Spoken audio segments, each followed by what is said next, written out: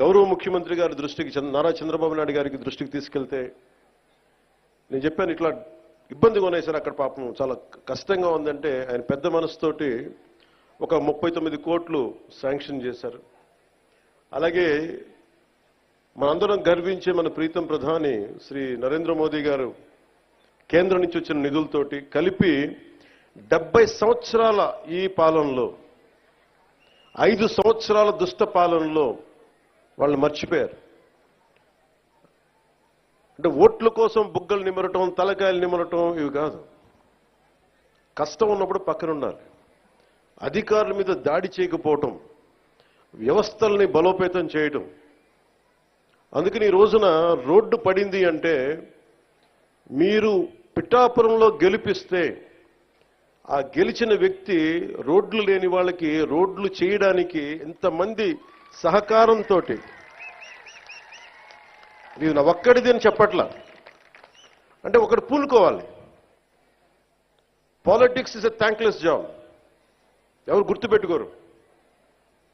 మరుపు మానవ సహజం.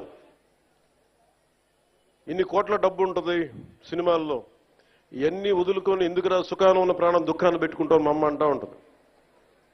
నాకు ఎప్పుడు దుఃఖం అనిపించలేదు, నాకు చాలా సంతోషం అనిపించింది. చెప్పులు లేకుండా మట్టిలో నడిస్తే రోడ్లు బహిర్భూమి అంతా నిండిపోయి మలమూత్రాదాలతో నిండిపోయి అలాంటి రోడ్ల మీద నడిస్తే నాకు సగటు మనిషి కష్టం, సగటు మనిషి బాధ, వాళ్ళ అవసరాలు నాకు తెలుసు. దాంట్లో నేను సుఖం చూశాను. అలాంటి వ్యక్తికి మీరు అండగా ఉన్నందుకు నా జన్మాంతం మీకు రుణపడి ఉంటాను. వేదికని అలంకరించిన శ్రీ తంగిళ్ళ ఉదయ్ శ్రీనివాస్ గారు, గౌరవ పార్లమెంట్ సభ్యులు, శ్రీ శశిభూషణ్ గారు, principal secretary Panchayati Raj and rural development, Shrimati Varuvula Satyaprabha గారు, ఎమ్మెల్యే ప్రతిపాడు, శ్రీ తోటా సుధీర్ గారు, చైర్మన్ సివిల్ సప్లైస్ కార్పొరేషన్, అలాగే ఎస్విఎస్ వర్మ గారు, Shri M Krishnateja, director Panchayati Raj and rural development, Burra Krishnaraju గారు, అలాగే